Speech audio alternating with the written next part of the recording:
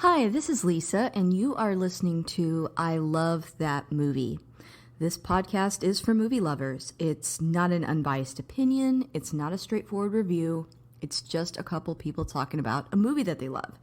The format is each week I have a guest, and that guest and I discuss a movie that they love, something they're obsessed with, something they connect with. We'll talk about the plot, the director, and the actors, but we'll also talk about the personal connection my guest has with that movie. So if that sounds like something you want to listen to, keep listening.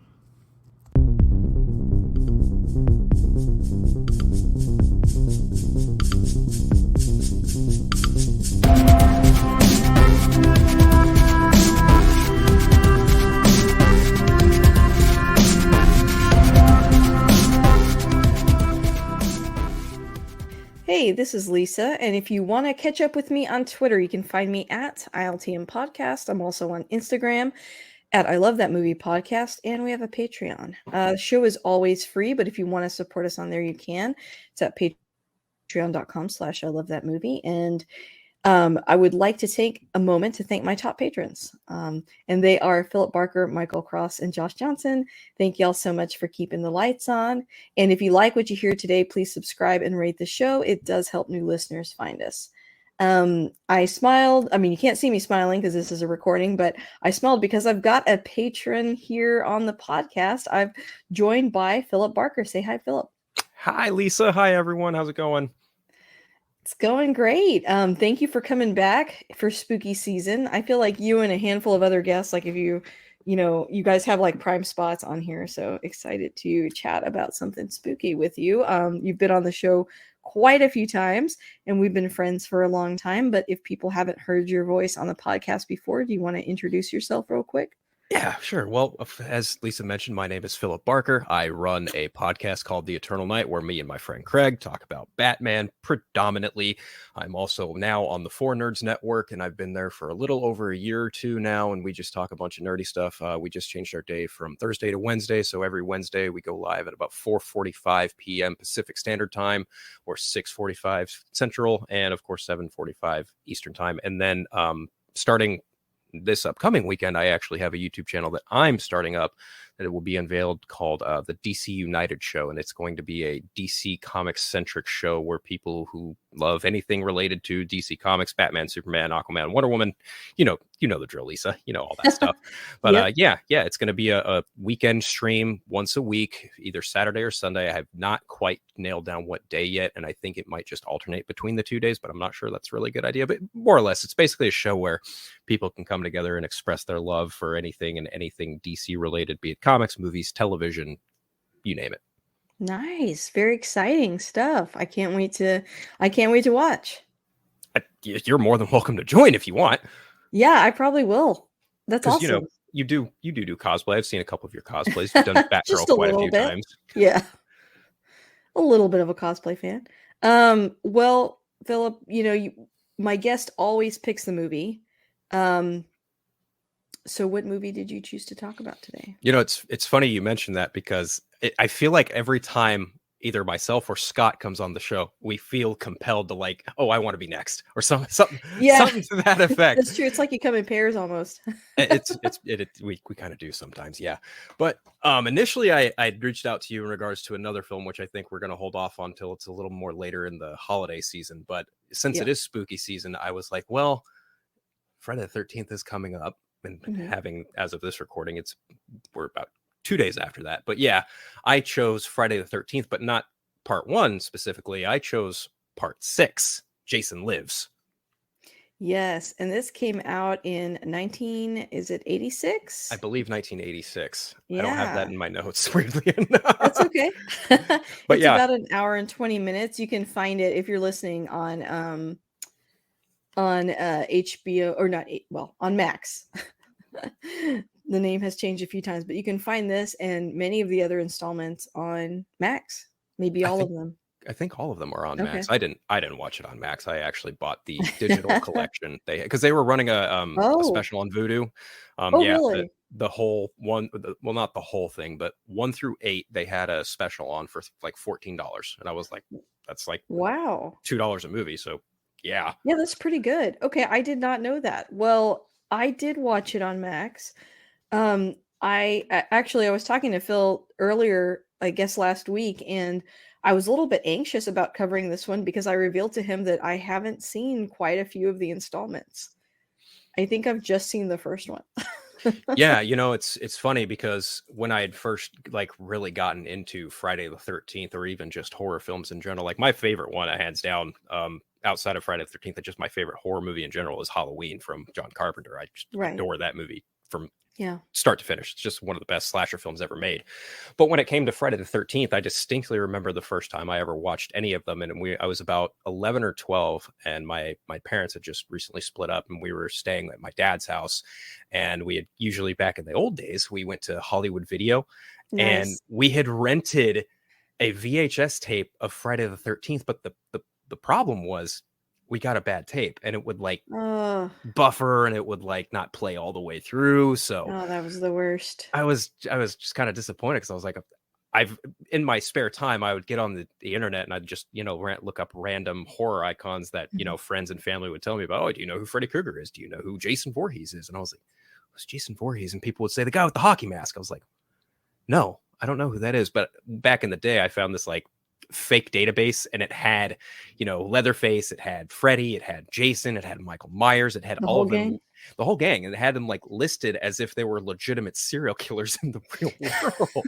It was the coolest thing. But the one that really, I obviously I love Michael Myers a lot, but the next one for me is Jason Voorhees. I always just thought Mhm. there's something really chilling and terrifying about this hockey mask wearing, machete wielding entity who just go around Camp Crystal Lake slashing teenagers left and right. So when I had first started watching the Friday the 13th movies, I was over at a friend's house. I was a little bit older, maybe 13 or 14, and we Mhm. decided to go over to the local video store here, not a Hollywood Video, but like a local mom and pop shop. And they had, of the Friday the 13th movies, they only had Jason Lives. And I was like, oh, well, that's the one I want to watch the most. And I have been in love with that one ever since. It is without question my favorite one of the Friday the 13th bunch. Although I would also say that there is a good, solid, fun debate to be had about which one is the best. People I've talked to have said 2 is their favorite. A couple other people have said 4, the final chapter, which wasn't the final chapter, is their favorite. But there's a lot of little fun intricacies that go through the Friday the 13th films. And it's weird because if you look at a lot of other horror films like Halloween, for example, Mhm. that's kind of a pick and choose your own adventure as far as continuity is concerned. It's not quite the same with Nightmare on Elm Street. That one's also pretty consistent all the way through. But the problem, well, not problem, but the things that change as the movies go on is they just get progressively more humorous as opposed to more slasher.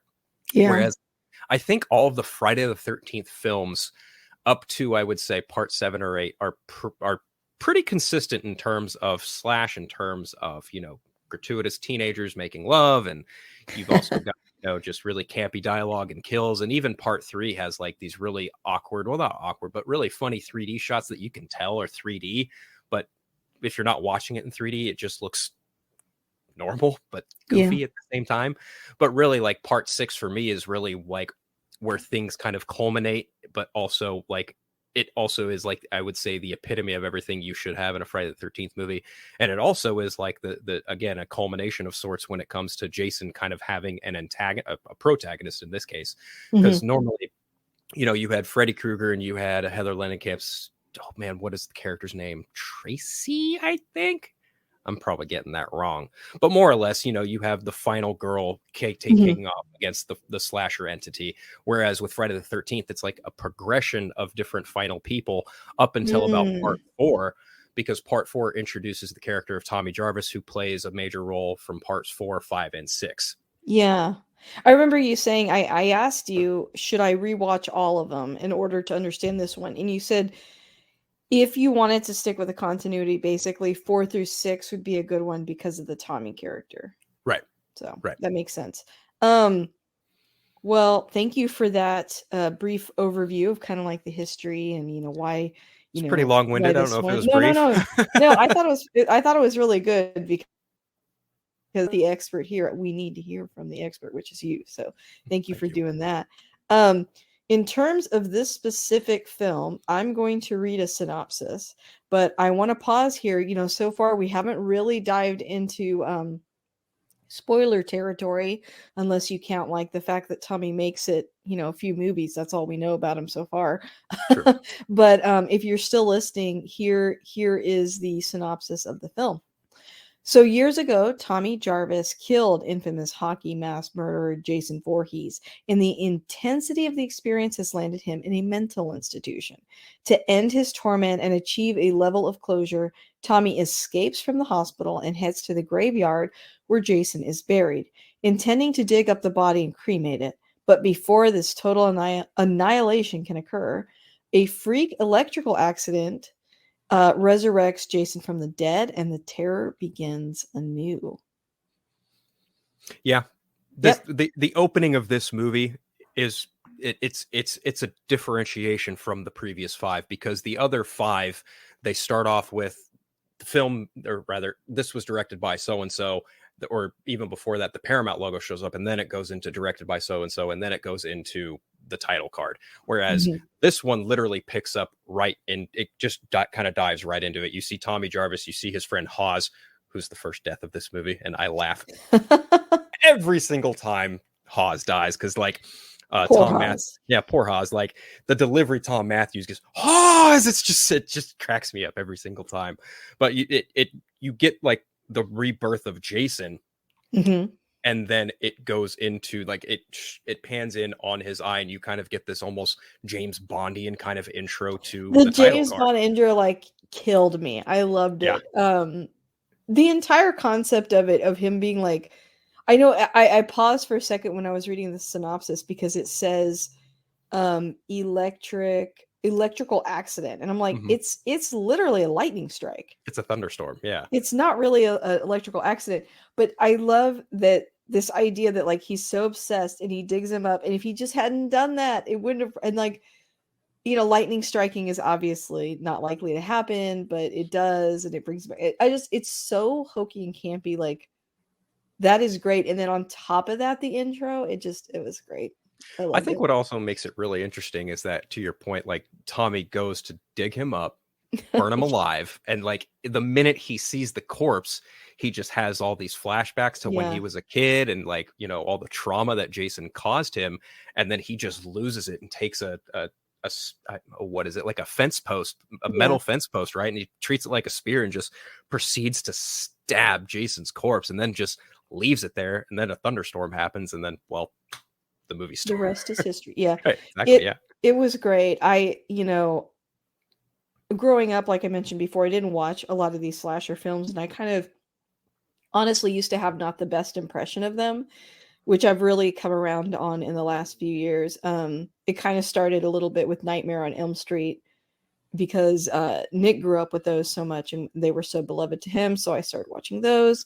But I agree that Halloween, we've covered Scream.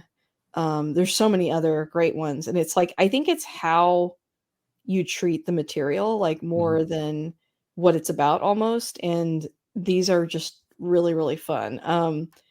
But I was going to read a couple quick facts too that I have. I'm sure you have more than I do, but actually, you mentioned Scream. One thing I have in regards to that is like, this film is essentially the prototype for how the Scream franchise operates, because of the fourth wall breaks, because of some of the cheeseballness to it, some of the kills even, I would even say, kind of influenced it. But yeah, this Friday the 13th Part 6 is more or less a prototype to that commentary on slasher films. Yeah, and to that point, one of my facts was that Kevin Williamson actually told the director, Tom McLaughlin, that this film had a huge influence on him in helping to inspire that film Scream, for sure. So you can see that right away. It has the same vibe to it, and it's interesting and it's refreshing. So I really like that about it. The only other thing I have is, and you kind of talked about recurring characters already, but aside from Alice, who has a minor role in the second film as well as a starring role in the first, Tommy Jarvis is the only recurring protagonist in the series, even though he's played by like 3 different actors. That's correct. 3 different actors. Corey Feldman played him in part 4, which honestly, it was either that or Lost Boys the first time I saw Corey Feldman in a movie. Oh, really? It might have even been Stand By Me. Yeah, for me, I think it was probably Stand By Me or The Goonies. Oh yeah, you know what? It was the Goonies because my brother used to watch that on repeat, so it was probably the Goonies for me. Yeah, and So it was only because of the age I was at. I mean, I was like the prime age for the Coreys, really, him and Corey yeah, Haim. So and John Shepard played the role in Part Five: A New Beginning, which that one's a whole weird movie on unto itself because it's really. not, yeah, it's not even really Jason is the killer. You find out at the end of the movie that it's actually an imposter, a doppelganger killer playing it as Jason. Oh, And interesting. then when Part Six rolled around, John Shepard was asked if he wanted to come back, and he actually declined to do the role, and that's how Tom Mm. Matthews landed the role. And then Tom Matthews watched Part Five, and he was like, do I really want to do this? And Tom McLaughlin, to his credit, was like, no, we're doing something a little Something different. different. Yeah. And that's why Tom Matthews ultimately reprised the role. And he's also reprised the role even recently in the fan films Never Hike Alone, Never Hike in the Snow, and Never Hike Alone 2, which I actually just watched Never Hike Alone 2 yesterday. It was pretty good for a fan film. Nice. I mean, when you think about it, like fan films, horror is a good place for fan films to be because horror usually is done by like a lot of directors, it could be like their first project, lower budget, Right. that's a good place to start. So I could see that. Yeah, I like I've said before, I don't know a ton about this world. Or some of the actors in it really. So this is and director. So this was directed, we already said, by Tommy McLaughlin. Side note, I think it's interesting and just a coincidence that like the director's name is Tommy, the main character's name is Tommy, and the actor's name is Tom. Like Mm-hmm. there's a lot of Toms in this. A lot of Anyway. Toms in this. And it's even funnier because, like you mentioned, number of actors, the amount of actors who have played Jason is Mm, absolutely astronomical. really? So that's So, different from some of the other, yes. big name slashers. Well, I think the only other one who has been played by a different actor, I think you could probably say, I would say, is Leatherface. I think he's the only Mm, other slasher character who's been played by a couple different actors over the years. But in Part Six, Jason is played by C.J. Graham. Jason actually appears as the killer for the first time in Part Two, played by both Stephen Dash and Warrington Gillette. In Part Three, it's Richard Brooker. In Part Four, it's Jason White. Like I said, in Part 5, there's a copycat killer played by Tom Morga. Part 7 and 8, actually, Part 7, 8, Jason Goes to Hell, and Jason X are all played by Kane Hodder. And then in Freddy versus Jason, it's Ken Kersinger. And then the reboot is Derek Mears, who everyone might know as Swamp Thing from the DC Universe short-lived series. wow. Wow. That's a lot. Yeah. Oh, yeah. That's very cool. Yeah, matter of fact, like when Derek Mears got announced as playing Swamp Thing, I was like, oh, the guy who played Jason in the reboot of Friday the 13th. And people were like, what? Like, yeah, he's Jason. That's interesting. Good I enough. wonder why he got recast so often. Um, you know, I'm honestly not too sure why that was the case. I feel like, it probably had something to do with different director for each movie wanted to bring something Yeah. different, even though they're the producers on a lot of them are largely the same. Freeman Mancuso Jr., I think, might have had something to do with that. But there are some other interesting details in regards to this film. Like, for example, there's a road in it called Cunningham Road, a nod to Mhm. Sean Cunningham, who directed the very first Friday the 13th film. And I think he remained on as a producer for quite some time after that for a few of them. Oh wow. And man, I don't even want to address the whole right situation because that's a whole different ball Wait, game. what? Okay, so the reason why there has not been another Friday the 13th movie Oh, okay. The rights. Yeah. since 2009 is because Sean Cunningham and Victor Miller, Cunningham being the original director of the first film and Victor Miller who wrote the first film, like they got into a legal battle over Mm, ownership, and basically it came down to I believe Victor Miller now owns the rights to Friday the 13th the film, but the thing okay. is, since I believe it's Brian Fuller he's going to do a Camp Crystal Lake television show. Since it's on television, practically everything's fair game. But if they being whoever owns the rights to the films at this point, I don't even know if it would be Paramount, Warner Brothers, New Line. I don't even know at this point. But whoever, if they wanted to make a new film, they would have to get the green light from Victor Miller. And also, that would also entail them only being able to use Pamela Voorhees as the killer. Wow. Wild, right? So Pamela is the mother, right? Right. That is Okay. So the Jason's mom. original Right. killer, right? Right. Yeah. Right. And it's funny because when it comes to like I have a ranking of the Friday the 13th films. That first one's actually not very high on my list. Like it's fine, but it's kind of a riff on Halloween, more or less. It's the only thing I think about it that has its novelty is like it's a who done it, and then you find out, oh, it's the mom who was the cook from all those years ago, and her kid was the one who drowned. Ah, Yeah. surprise. Hard to believe, I guess, because you can tell that there's a big tall man in the suit, but other than that, Yeah, but like, the series kind of goes through this really weird progression with Jason. Like in part 2, he has the burlap sack on his head. Then in part 3, he finally Mm. dons the iconic hockey mask. And then part 4, he gains his protagonist in the form of Tommy Jarvis, and that goes all the way to part Right. 6. And then part 7 is where things kind of start to get a little really goofy and campy. And then there's part Yeah. 8, Jason Takes Manhattan. A large criticism of that one is like, oh well, he's only in Manhattan for 10 minutes because the entirety of all the slashings happen on a boat. And then part 9, Jason Goes to Hell, is, man, I have not watched that one in such a long time. I'm not even sure I want to revisit it because it's basically Jason taking over other people's bodies, and it's just all sorts of weird. But no, That's strange. it's I very don't strange. think I realized that or forgot about that he doesn't have a hockey mask in the first one. I don't think I realized that. Right, because he's not the killer in the first one. It's his mom doing all the killings. That's right. Yeah, that would make sense.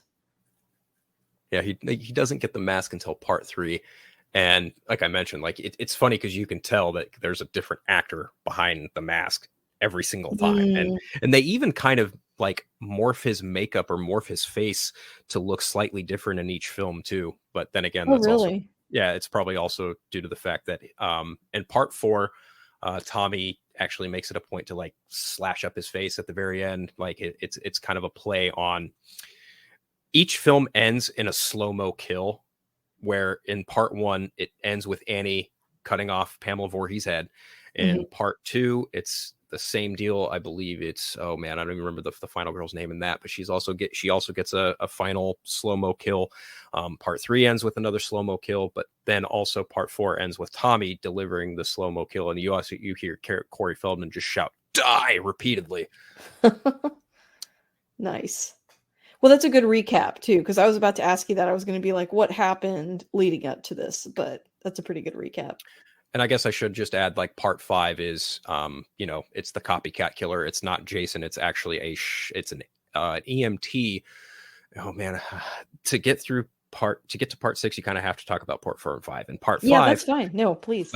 like part 5, Tommy winds up in a halfway house with a bunch of other teenagers who are also kind of like they're dealing with some mental illness and trauma.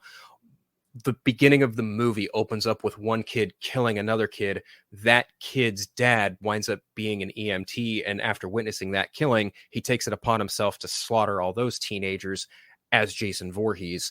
And then at the end of the movie, you find out, oh snap, it's actually this guy. It wasn't actually Jason at all. How And did then fans react to that? that's the thing. So the movie ultimately ends with Tommy recovering in the hospital from his wounds, but he's so messed up from what he just witnessed, he actually takes it upon himself to close the door as one of the other matrons who was watching the house that the halfway house is in with the doctor. She comes in to like be like, Tommy, are you okay? The door shuts. Tommy's wearing the Jason mask and he's holding a knife like he's going to kill her. People did not like that at all. So then even the studio and people who made the movie were like, yeah, we kind of need to rectify this, and we're going to do a little something different with part 6. So that's why in part 6, Tommy it's really weird how that timeline works out too, because part 4 takes place in 1984.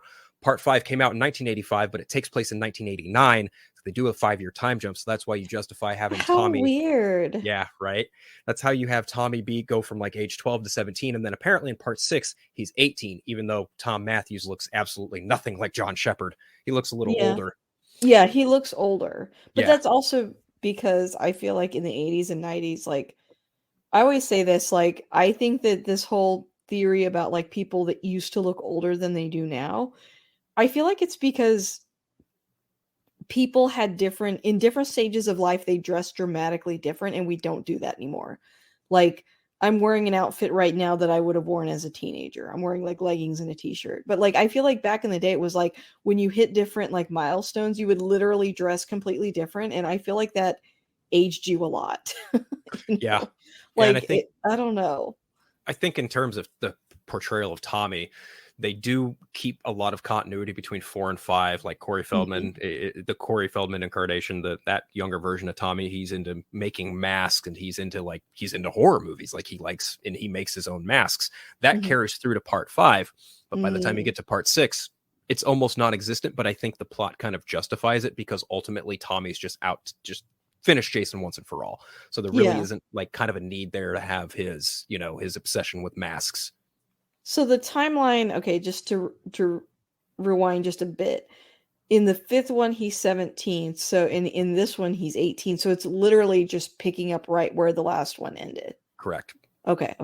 I wondered about that. Yeah. Because again, I think I mentioned earlier, like they wanted Shepard to reprise the role, and he ultimately decided not to, and that's when they decided to go with Tom Matthews. Okay. Which makes sense.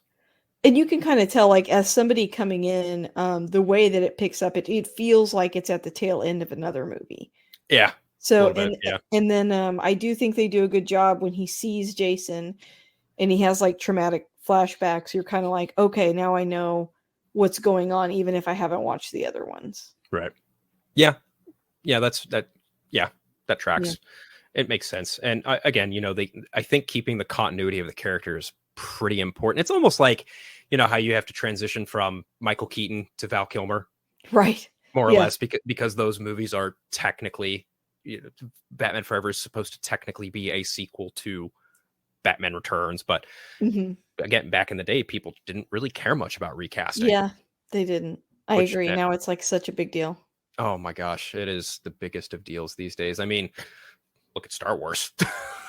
Yeah. I mean, I also feel like we learn so much more about the actors now, and we get attached to them and their brand. And I think that's part of what makes it so hard when people are recast, is like, well, now I'm not just attached to the character and that actor as the character. I'm attached to like that person almost. Right. And so it's like, but back in the day, yeah, I was like, okay, well, and especially because this isn't like a super serious, it's not a very serious story. Like, it's a fun story. Like, some of these slasher films, like, part of why they're so enjoyable is because there is like a level of fun with the kills and with the setting, and it's basically pure nostalgia at this point. The setting of like a camp and everything. It's fun.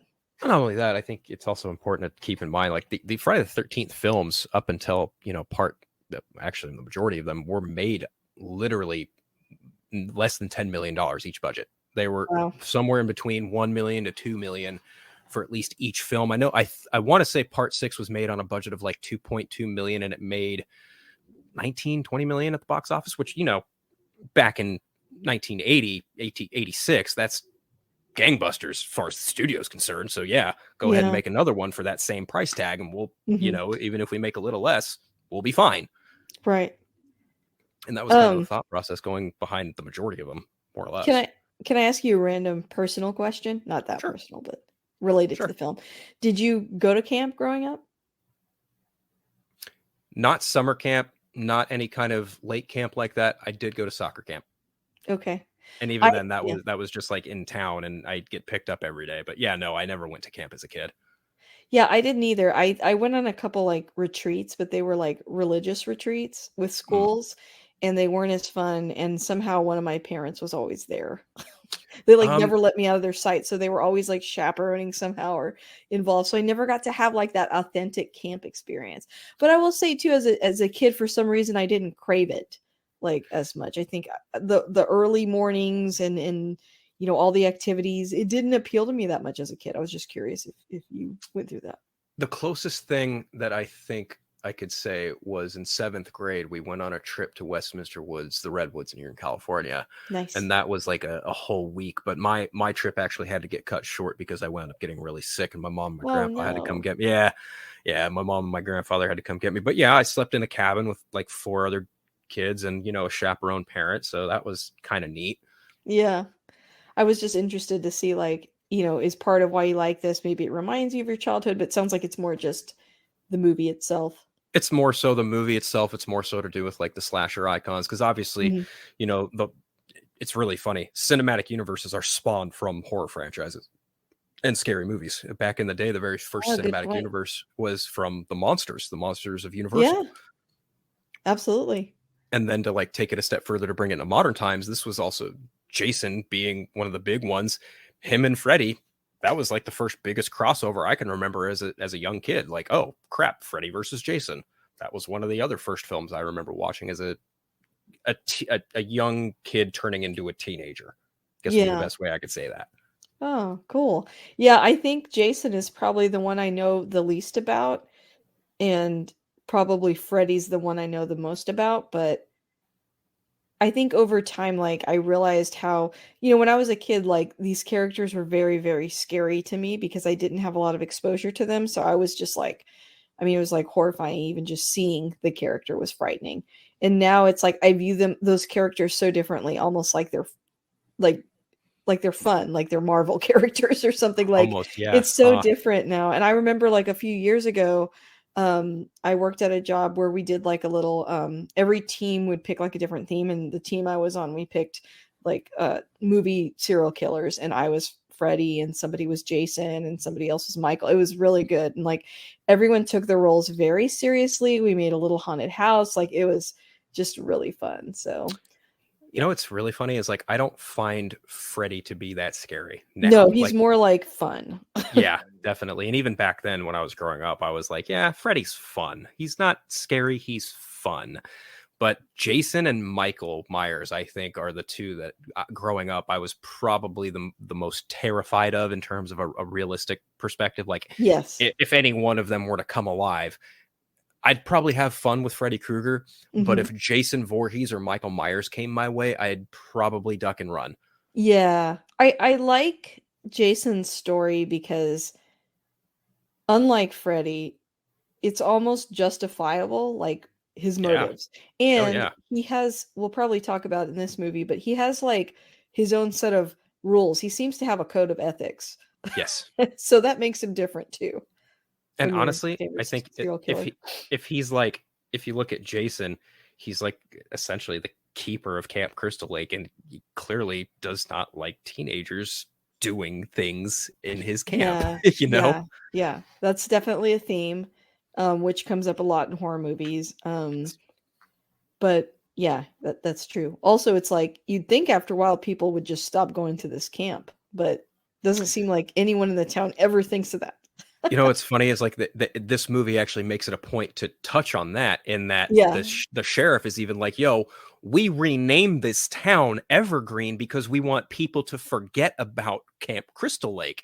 yeah, So I've always found that part of it very interesting too. And it's yeah. even funnier because the sheriff in this movie, played by David Kagan, he was Mhm. on Star Trek Enterprise. Oh, really? Oh, I Yeah, didn't know that. I he haven't plays. seen a lot of Enterprise.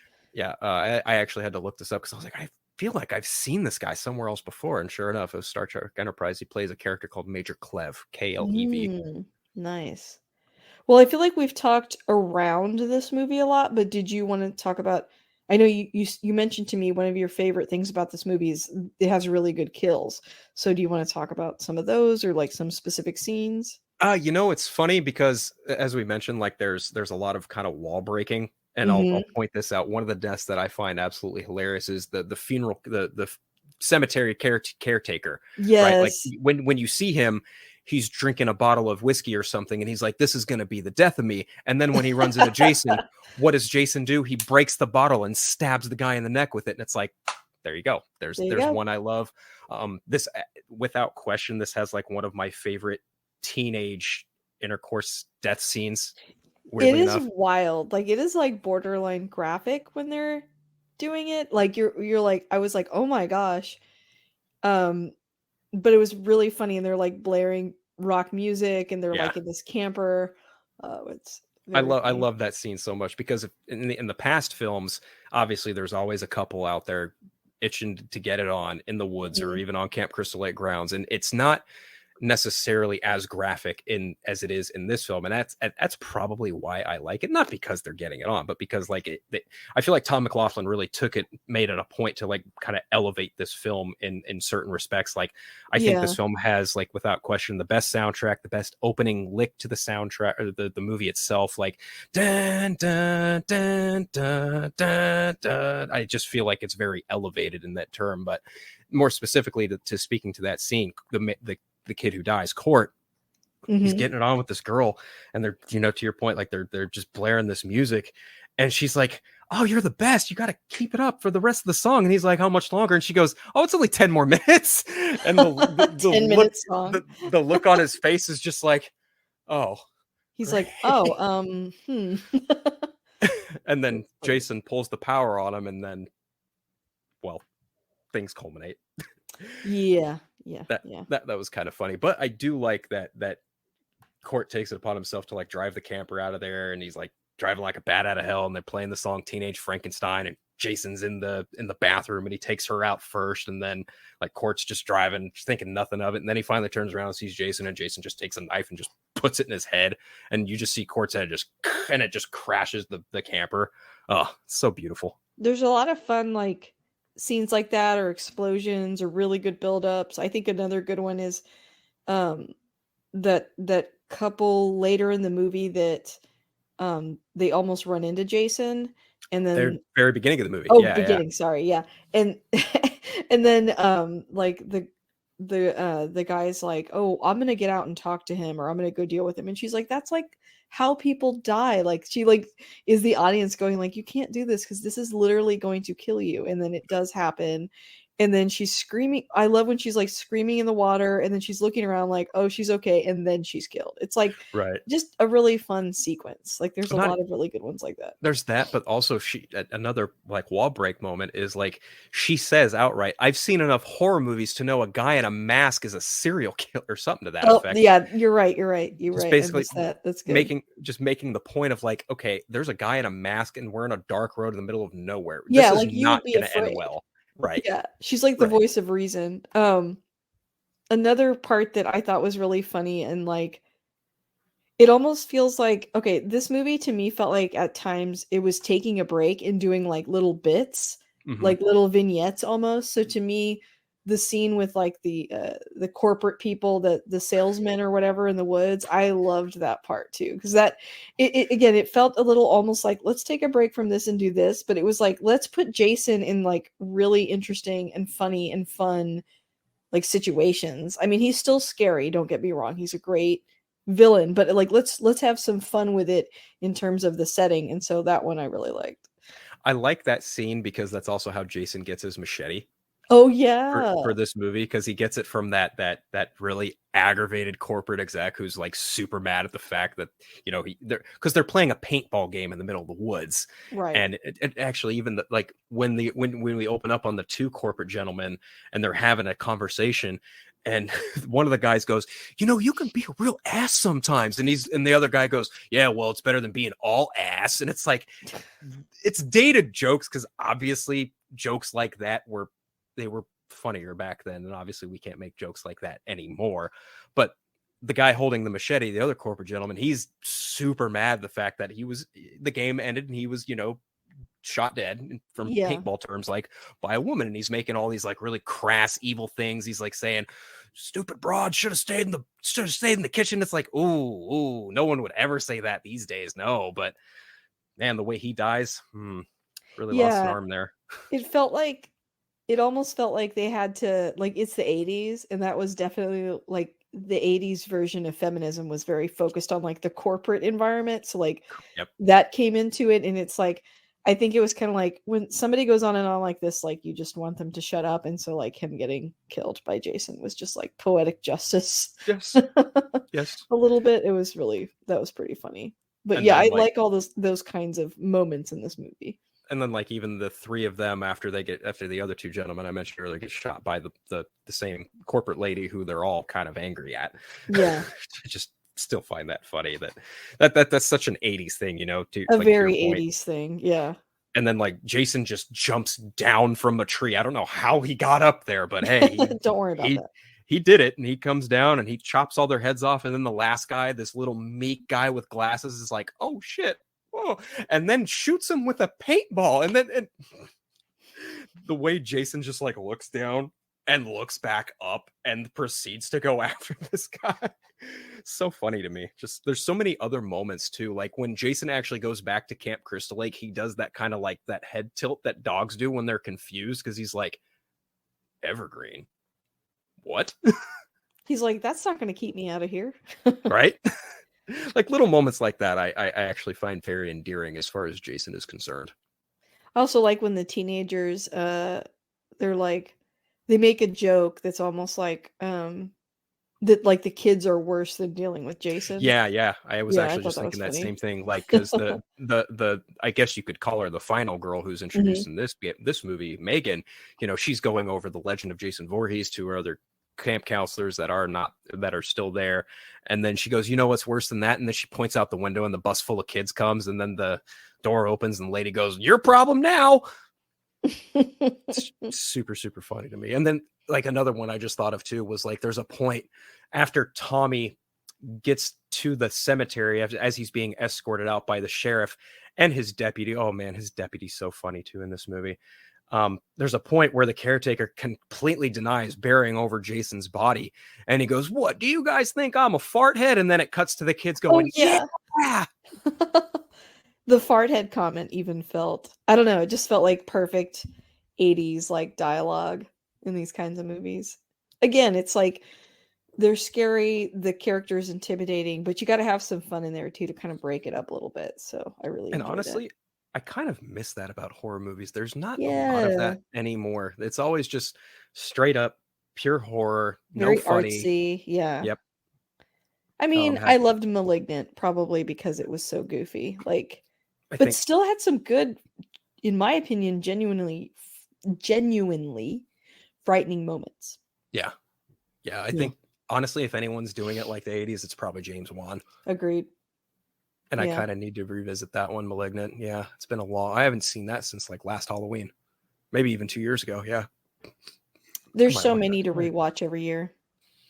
Well, I mean, even looking at like the Saw franchise, that's probably the closest to Yeah.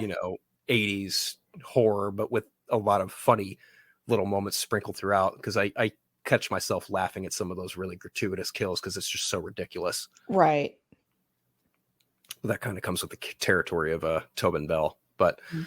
back to Jason, yeah, I really do. Also, something I noticed in this, Jason loves just snapping necks. It's his thing, man. It's Yeah. just if he's not going to use his machete, he's either going to find something else close to him like a knife, or he's just going to snap your neck, or even like do the sheriff in and just completely bend him backwards and break his whole body. And he's got rules too, right? Like I noticed there was a scene where he comes into contact with a kid but doesn't do anything. So he like only kills Yeah. teenagers, I Yeah, guess, and he only adults kills like teenagers and adults, yeah. But I mean, obviously the kids are still frightened by him because, well, because he's zombified murdering man with a people. mask. Right, right. There's a funny moment to me when the police are like, "Okay, well, we don't want to wake up the kids. We want to sneak around and look for Jason and not wake up the kids." I'm like, I think might be a good idea to wake them up. Get them out of there. Yeah, and then at that point, even the sheriff's just like, yeah, let's get these kids out of here. Y'all Yeah, stay in this cabin, put your they don't heads under their bed. Just, yeah, they don't need to stay asleep. And yeah, I thought that was kind of funny. that was, yeah. I also did like, again, I mentioned earlier the deputy Sheriff Mhm. Coloni, or rather Deputy Coloni. He's got some of the funniest line deliveries in this film. Like when he first meets Tommy, or like when they're at the cemetery and the sheriff goes, "Oh, you made my deputy pull out his revolver, and he's been itching to try his new sightseer." And Oh then, yeah, and then he goes, "Wherever the red dot goes, you bang." And it's like, that is so corny, yet every time I laugh. that It's is just funny. little stuff like that in this movie just cracks me up. A lot of good little moments for sure. Actually, one that actually just came to mind, I have it here on my notes. There is a very deliberate and poignant shot during the car chase as Megan and Tommy are trying to escape and evade the police, when Megan tells Tommy to get down, and he puts his head down promptly, and then the camera shows a very personal point on a woman's body. That it's very obvious that they do that for these films, and it's like, Yeah. I shouldn't be laughing at this, but I am. Yeah, definitely a fourth wall breaking moment. 100%. 100%. Which I just find hilarious. And even Yeah. like bringing that kind of stuff into like you look at Scream, I think the Scream franchise as a whole, like they do that, the whole, all the movies are predicated on that, and I don't think you get that without this movie. Yeah, I agree. I was thinking about that movie while I was watching this before I even read that fact. So it was definitely pretty clear for sure. Trying to think. Yeah, I'm like tempted to talk about the ending scene, but I don't want to get like ahead of ourselves either. Well, the ending is it's important because in every movie, obviously, there's like a Jason death, but Hmm. that death comes with like a more damage to him that you see progress throughout the rest of the movies. And this one, you see Jason die at the hands of like this boat motor, and that's actually following that. If you watch part 7, 8, and I would even say Jason Goes to Hell, the final Friday, that's the result. The end result from that is like having his mask cut, and you actually see some of his jawline following this film Oh, from that. Like okay. that's leading into that. Like the cut on the top side, that is from part 3 or 4. It's one or the other. I don't remember what. Actually, I think it's part 3.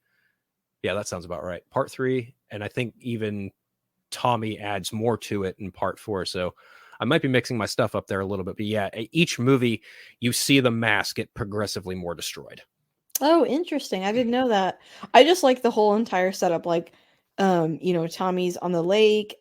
He sets fire to the lake. He's got this big rock. He's got this chain. Like, it's a really fun thing. And then towards the end, like, he's wrestling with Jason a lot. And then he drowns in air quotes. And then his girlfriend goes out there and she's actually the one that delivers like the final blow Right. with the propeller, which is just like a fun way. So you said in all the movies he like gets decapitated somehow? Like that's usually how you kill him, or Not necessarily decapitation, but each movie you just kind of watch the mask progressively get more okay, decayed and okay. destroyed, and on top of his body too, because in part 4, all you see at the end of that film is just young Tommy just hacking away at his head, and then part That would 5 mess has. anybody up. Yeah, exactly. Part 5 is the copycat killer, so it's not Jason. So when they get to part 6, Tommy has to like convince himself, like, I need to end this. I need to just make sure this is the end of it. Because Mhm. in part 5, there's actually talk of the old sheriff at that point with the mayor, and he's the mayor says, Jason's body was cremated, like we destroyed it, and then the sheriff goes, "Are you sure about that?" Mhm. It's very murky of whether or not it was destroyed, and it turns out not to be the case.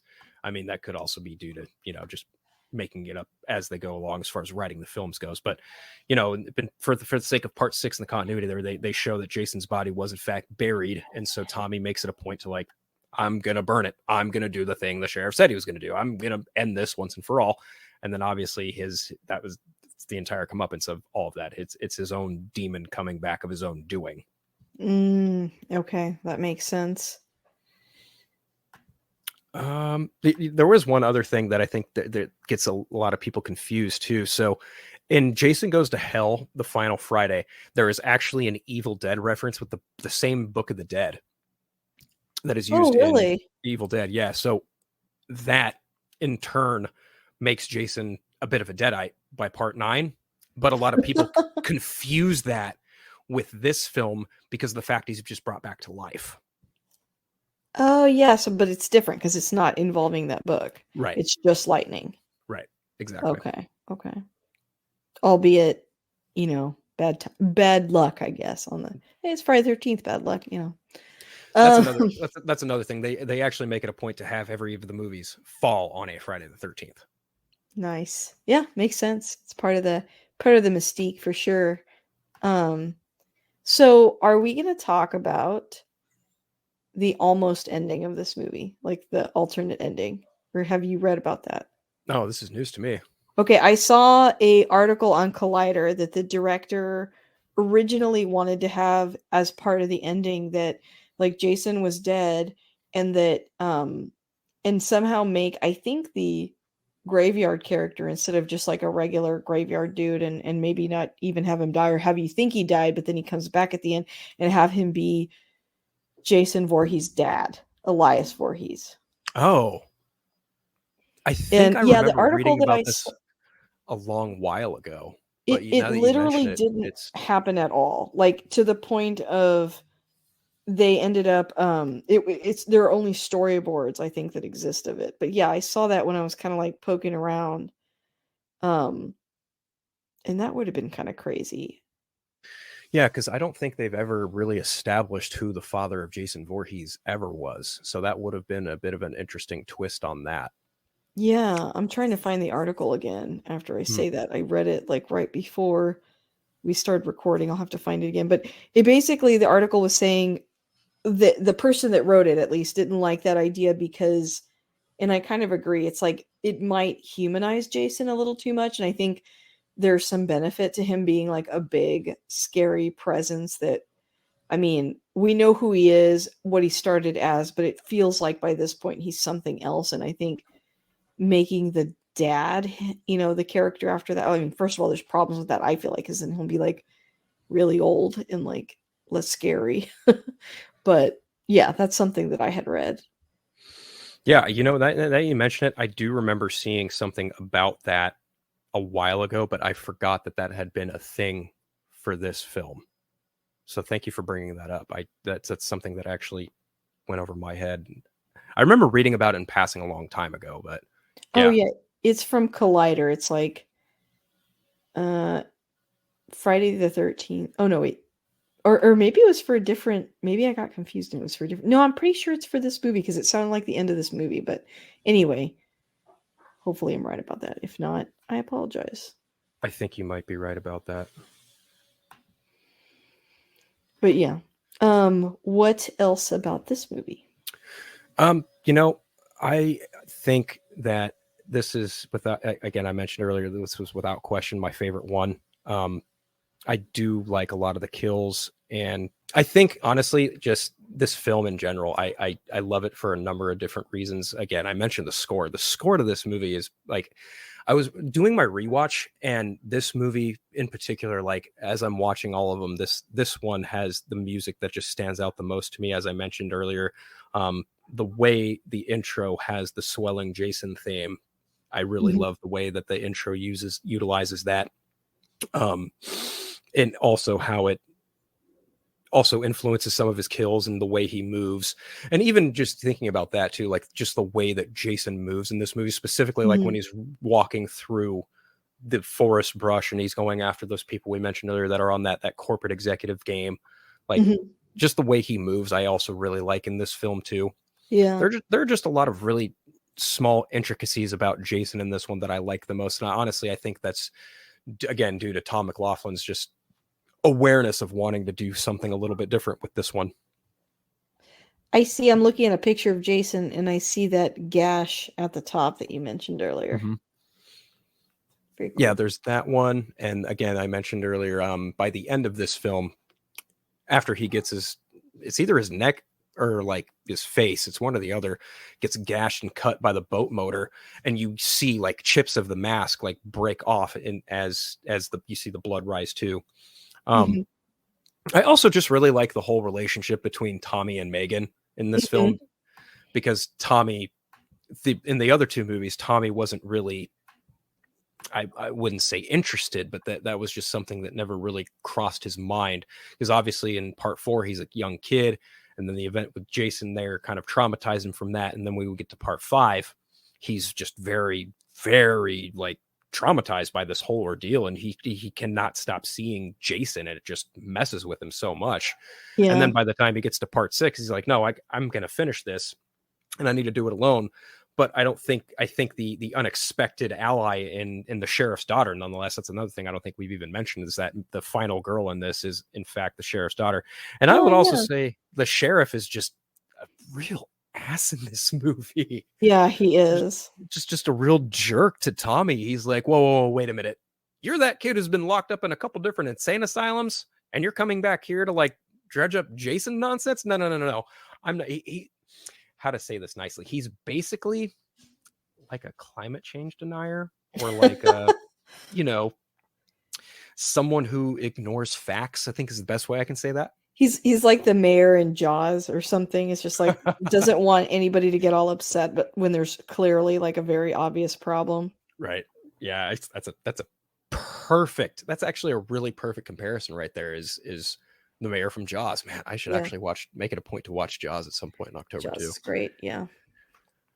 It's been a while since I've watched Jaws, but yeah, you're right. I think the sheriff does kind of embody that willful, ignorant character until Yes. the very end when he's brought face to face with this entity. Like, oh, I was wrong. It's a little But too late. he does kind of go out like a savior. He does go out wanting to save his daughter, and I find that Gotta admirable. respect that. Yeah. Came around. He did, yeah. And also, this might be a little too personal, but the sheriff in this movie, played by David Kagan. There we go. He kind of looks like my uncle, my late Uncle Ton. So Oh, that might be why I actually like this one a lot, because I look at oh, the that's a sheriff. nice connection. Yeah, I look at the sheriff, and I'm like, you kind of look like my uncle. You go out like a hero, but you're kind of a jerk throughout the majority of this movie.